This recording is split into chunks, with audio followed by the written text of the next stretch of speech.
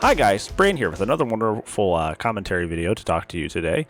Today I want to talk about a very, very important issue that a lot of people don't really think about when they're, playing Dead by Daylight, and I want to talk about the dangers of verticality. What does that mean? Well, let's go ahead and take a look. Today we're going to be looking at two maps in particular.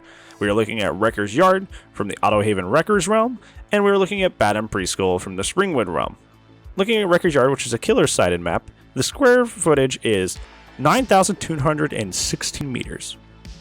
9,216 meters. Killer-sided map, right?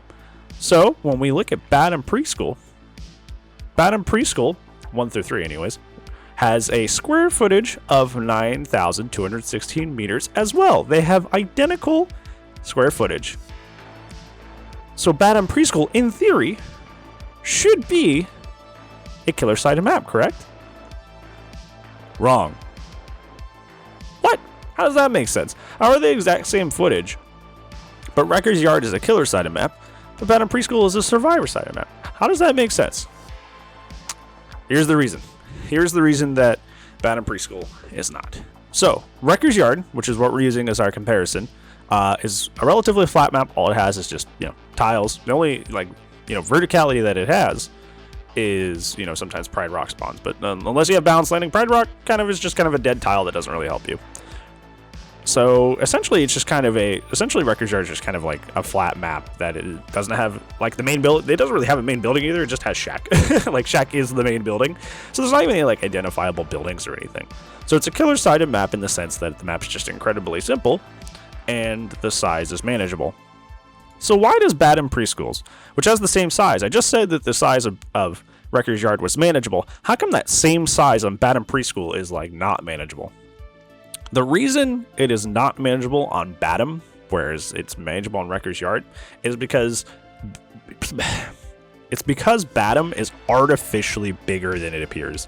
The square footage that you see on the Dead by Daylight wiki and stuff is not accurate. Why? Because there's vertical space, and a lot of it, that exists on Badham Preschool. You have the 2-story house, you have the preschool itself, which has 2 floors, and you also have the House of Pain, which also has 2 floors. And that's not including Shack with basements. So essentially there are 4 buildings in Badham Preschool where there are 2 floors involved. So that's a lot of, because when it's talking about the square footage, it's just talking about the flatness, the flat land that it sits on, right, of the map. But there's a lot of space that goes up and down because there's 2 floors to 3 to 4 buildings on the map at any given point.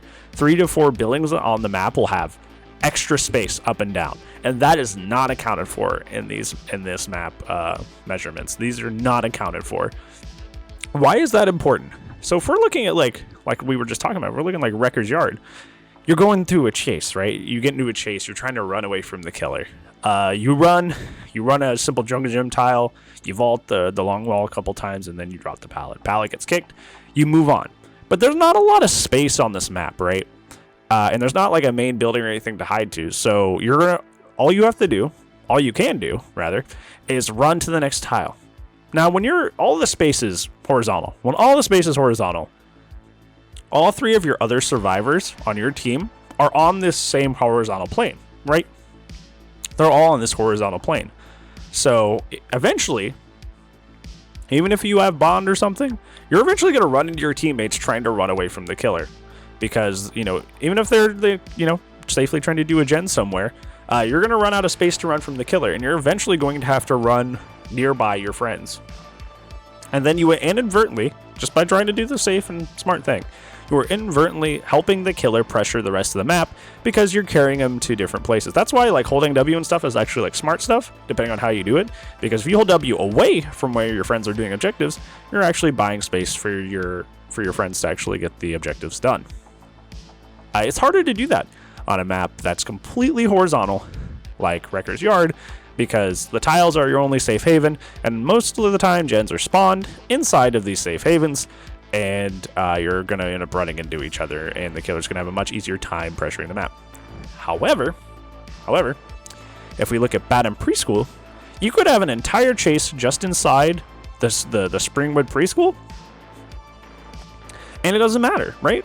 Because you go upstairs and you go downstairs, there's usually a tile on the top and on the bottom. So instead of running, so whereas we were talking about in Wrecker's Yard, you would run horizontally and accidentally end up against some of your other friends, against your fellow survivors, and the killer could now pressure them. And Batum, in 3 to 4 separate places, you can just go down, right? Like, so you are looping essentially in a little pocket. You don't move vertically, or you don't move horizontally. You're not going to be bothering your other survivors on other objectives, because instead of going horizontally to where they might be, you're just going down or up, you know, depending on where you were, going up or down. And you're keeping this chase confined in this really small area and keeping it from traveling to places where your fellow survivor friends are. And that is why maps like Haddonfield, like Batum, and I would say even Dead Dog to some extent, even though it's a typically a pretty killer-sided map, is really, really annoying to play on for killer, because naturally the game's kind of built in a way that like passive pressure is very, very important. Like, even if survivors playing super efficiently, chasing super efficiently, they're eventually going to run into their friends just because of like the horizontal like design of the maps. That way you can't just like have someone who just, you know, loops the killer for 5 gens and that's it. Like, eventually you're going to run into other survivors and you can go chase those or stop them from being on the gen. That's not really the case with maps like Haddonfield and Batum Preschool, all of them, because you can keep the chases confined to these small little essential like vertical little boxes, and it keeps you essentially guarded and gated in from bothering the other survivors, so they're able to do objectives essentially unbothered by the killer at all, because you can keep the chases confined to a vertical space that's trapped instead of a horizontal space where you may run into other people. And that's why I hate these maps. That's why I hate these maps so much, is because without even trying, just because you got the map, friendo, you're now going to have a lot less pressure from the killer on you while you're trying to do gens, simply because the maps are built in just as much in horizontal space as they are in vertical space. The vertical space is just as important as the horizontal space, which makes the map not only artificially bigger, but also makes your chases unable to affect other survivors, because, you know, you're never going to run into somebody else if all you're doing is going up and down. So yeah, that is the dangers of verticality, and it's why these maps are kind of artificially stronger and bigger than the other maps, and that's why you have such a hard time on them on a killer. So keep that in mind next time you get in one of these matches, because I see a lot of people be really hard on themselves on like Batum maps. I'm like, dude, I don't think you realize just how annoying those maps are because of how artificially big and terrible they are to play as killer. So yeah, hopefully you learned something from this video. If you liked it, you know, maybe actually like the video, you know, actually do the likey thing. And if you like my videos, maybe stick around a while and sub. Who knows? Maybe you like more of my videos. Who knows? But anyways, I will see you in the next YouTube video or in the Twitch zone. If I don't see you there, I will see you when I see you, friends. Goodbye.